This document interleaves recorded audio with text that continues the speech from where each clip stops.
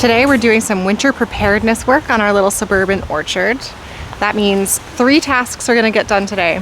1, we're going to spray some dormant oil on some of our fruit trees.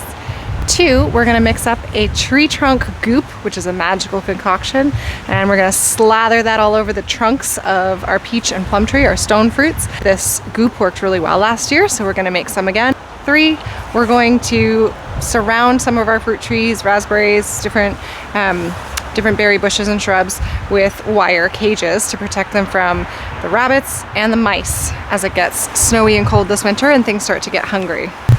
So we're here on a 1/4 of an acre in town. This is our suburban homestead. We use permaculture principles, so the fruit trees are sort of scattered around the food growing space, and we use wood chips and gilled plants to keep them healthy for the most part. So wood chips will feed the trees, like right here is 3 of our fruit trees, and then our raspberry row and some other berry bushes are all in this area here.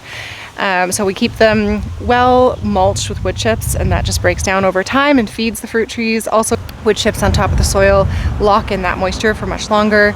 There's just also a great home for soil microbial life under all the wood chips that are slowly decomposing. And then finally, gilled plants are something that we use to help keep our orchard healthy. And that's things like planting biodynamic accumulators around the plants. So comfrey is one of those, rhubarb can be one of those. These are things that send a taproot deep down into the earth and pull up nutrients, and then as that plant matter starts to break down over time, as it renews itself, the nutrients from deep down below are more bioavailable to the fruit trees. Other gilled plants include pest repellent things like onions. We plant some perennial onions and some garlic and stuff around our fruit trees. And then also things that attract the good insects, pollinators. We have lots of native flowering plants around our fruit trees. And of course a ground cover as well. There's a bunch of wild strawberry around our fruit trees here. That's not all we have for fruit trees. We also have a few that are on the other side of our potager garden, and so these are close to our house. There's a large peach and a plum tree and then a pear, which we just moved in the last video. In addition to those, we have a giant serviceberry in our front yard that we were so lucky to inherit when we got this place. Since then, I've also planted a nice little grove of elderberry, which you can't see right now because the leaves are all off, but there's a nice grove of elderberry there. And then in our little food forest hill here, we've got haskaps, we've got raspberries, as I mentioned, we've got a native gooseberry and a cultivated black velvet gooseberry. What else? Oh, there's a bunch of currants, some different colors of currants. I'm sure I'm missing something. We love berries. Berries are expensive, and so we try to grow lots of berries. We also grow blueberries, but I grow them exclusively in pots because they like really acidic soil, or they like acidic soil. And we have really hard water here, and so that translates into just having hard, high pH soil. So we grow blueberries, but we grow them in pots so I can amend that soil and keep it slightly acidic. All right. I have my sprayer here. I'm going to put my dormant oil combination in this. This is the worst sprayer. I mean, it's crummy and it's fallen apart and it doesn't give a nice mist anymore, but I'm not ready to invest in a nice fancy backpack sprayer, so I just have to keep using this for now. Dormant oil spray is actually 2 things. Horticultural oil mixed with lime sulfur. And it's something that you do in the dormant season. Most often you're told to apply this in late winter. Before buds open, before buds break. You don't want this interfering with pollinator activity at all. But you can also do it late fall. I was advised to do it late fall. So I'm doing this on my peach tree, maybe also my plum, because they're very dramatic trees and they like to get every disease that's going around. My peach tree has a cytospora canker, and so it causes this like oozing of a gel, and it's just not a healthy sign. You don't want to see your peach trees have that problem. And we know it has fungal issues. It had peach leaf curl this year. I still got healthy peaches off of it, and maybe that's because I take care of it and I try to balance its microbiome. Whatever diseases it's going to get, I'm going to try and fight back in as organic a way as possible. And so for the fungal stuff, we use lime sulfur. And then for other little pests like scale, I don't know, I think maybe spider mite, does it say on it? Yeah, mites, mealybugs. This would kill those. So if they're going dormant or they're hibernating on the bark in the crevices somewhere, this oil will suffocate them. Sad, I don't like to kill bugs because we're all living in this ecosystem together, but I also really want peaches. And I do this in a very directed way, right on the branches of the tree. I don't just spray it all over my garden space. So it's really only impacting that tree. A word of warning about the lime sulfur. It smells and it stains. So don't do it on a windy day, and also stand downwind of it. And I probably shouldn't have done this all over our new deck, but I don't always think about these things when it matters.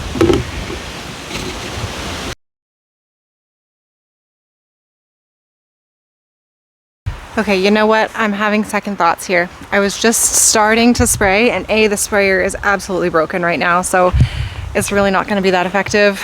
And B, I'm finding a bunch of ladybugs that are dormant on this peach tree.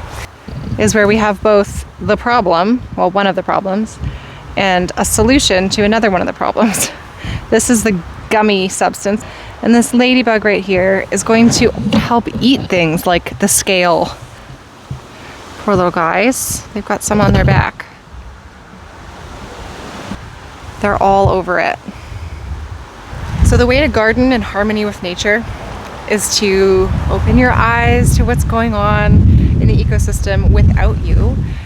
Look for connections that already exist. Look for these webs of life. So if I'm trying to combat scale, mites, other things that might be impacting my fruit trees, if I see their predators trying to overwinter on the tree, I need to leave those there because balance is trying to strike itself.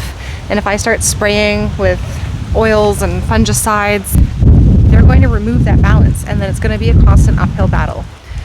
So, not doing that this year, even though I've already mixed it up. The sprayer is a piece of garbage. So now you know how to mix dormant oil spray, shall you want to do it. And you also know when to maybe cut your losses and just throw out the sprayer. I'm gonna let this peach tree go without the dormant oil spray this fall. However, we have another trick up our sleeve, and this one is super exciting to me.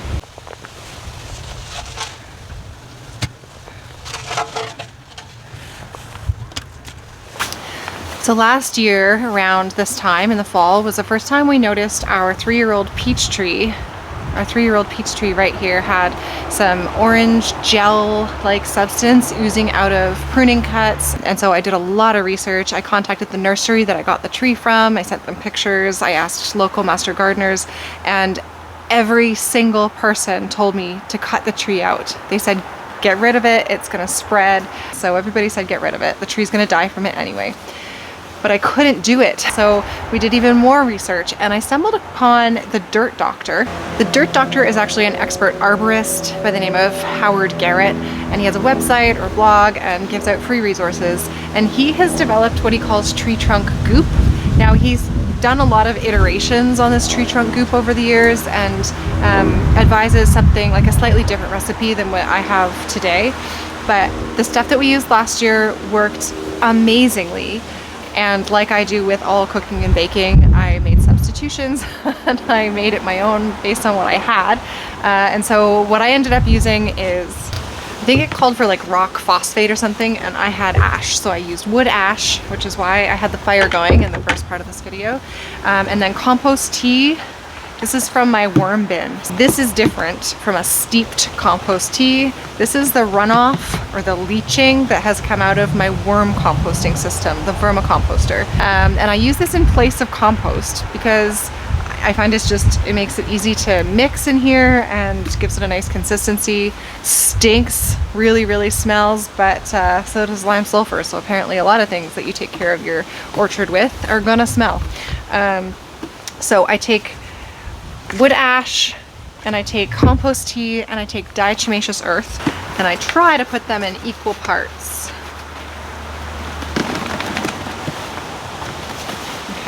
Okay, this is so smelly, and I don't have a very good sense of smell, and this is smelly. Oh, don't splash it up in your face. Definitely gonna have to wash this coat. Oh my gosh.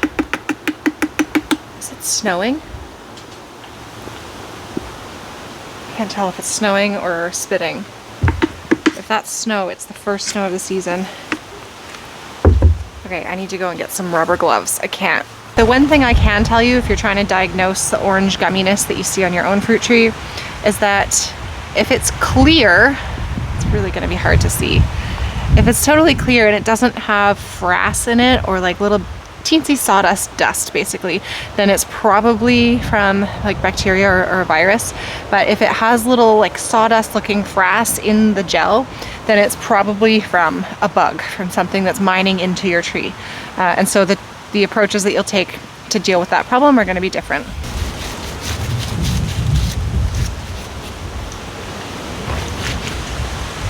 That's interesting. I should have a little larva.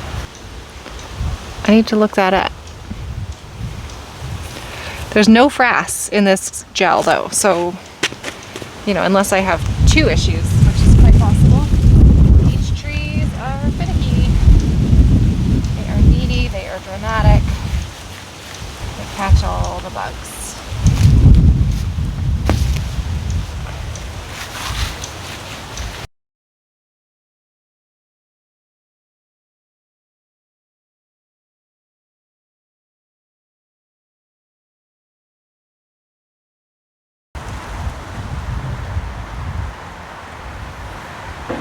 Different gardens have different kinds of animal visitors. So the ones that I'm going to protect my fruit trees against today may be different than the ones who visit your garden. For us, rabbits are the main culprit. We had rabbits completely girdle and kill 3 of our 6 fruit trees that we planted in our first year here. And it was like a freak snowstorm incident.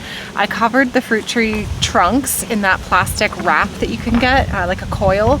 I had put that on my fruit trees. I felt very prepared. I felt like quite a responsible fruit tree owner and caretaker. All was well until, I don't know, maybe it was January at some point, maybe it was December. We hadn't really had any snow yet. And all of a sudden in one night we got 12 inches of snow. And before dawn, the rabbits went out and stood on that 12 inches of snow and just ate the bark right above where the coil had ended.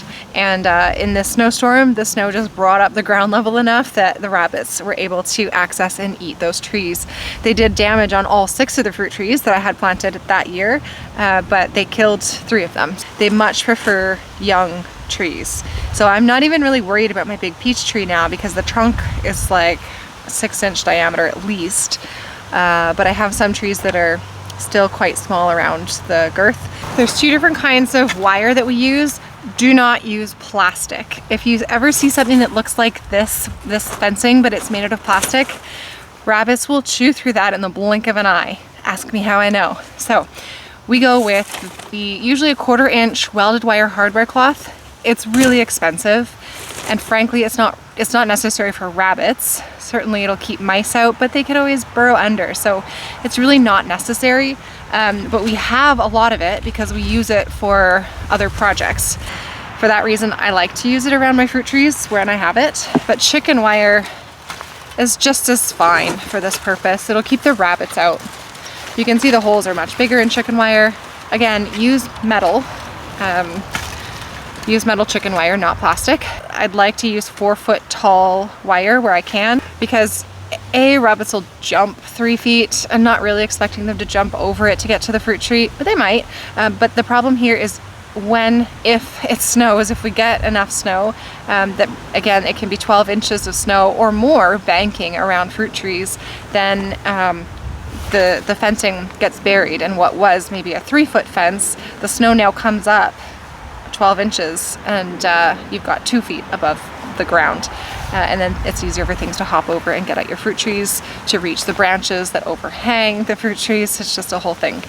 Rather than just tightly around the trunk, I make a proper cage around the whole thing, ideally out a bit, like around the drip line of the tree. Once your tree gets huge, it's not feasible, but also once your tree gets huge, it can hold its own against rabbits and they're not as drawn to it. So I make a whole cage around it because you also want to be protecting those lower branches from things nibbling on them. And if you just wrap something around the trunk, like those plastic coils, then things can still just eat the branches and your tree is going to be a little misshapen and have a lot of catching up to do in the spring.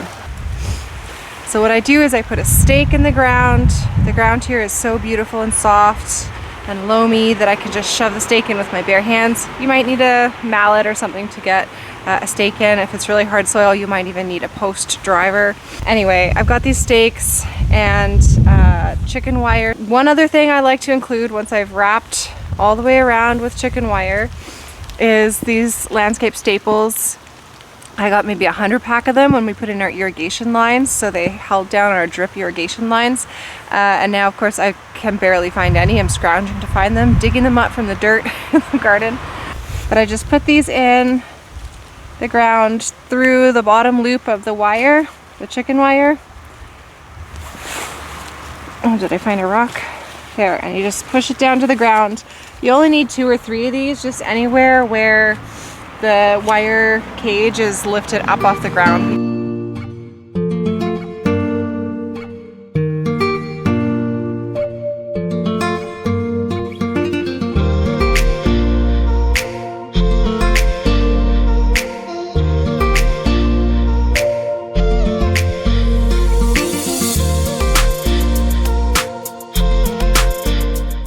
You may have seen these before at garden centers or nurseries.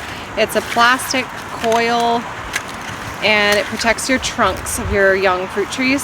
Now, some fruit trees are young enough, like this Asian pear here, it's still basically a whip. It's just one stick. And so with this kind of a shape of a tree, these work totally fine. The reason I cover my other fruit trees in a full cage that surrounds them is because they have so many side branches now. And I prune my trees to be short, so I don't want them really taller than 6 feet. That just means that the main branches that come out and all the side branches are really low to the ground and really at rabbit feasting height. And so if I put this on, it's only going to cover the main trunk portion, which is like 2 to 3 feet, and then the side branches get eaten by the rabbits. So for just trees that are still in whip shape like this, these are totally sufficient. So I'm going to do it here on this Asian pear, and then I have a little sugar maple tree that I'll also protect in that way. There we go. Now as long as the snow doesn't come up to here, and then the rabbits eat here, which is what happened last year, then this will be protected. Thanks for joining today as we treated our fruit trees for some potential diseases, gave them some preventative treatments, found some new diseases to treat, and also protected the trees from some winter nibbling mammals and rodents. I'm going to continue to post gardening content all through the darkest months of winter. That is going to translate into some seed starting videos a little later on, starting probably in January. But I will try to get this camera outside for some outside gardening content, even when there's snow on the ground, because we can still enjoy the gardens even in the dark and the gloominess of the winter. So if you like this kind of content, you want to see more, you want to reliably be connected with me when I post new videos, please subscribe. I would love to have you join me here at the Hobby Homestead. I really hope that you'll come and grow with us.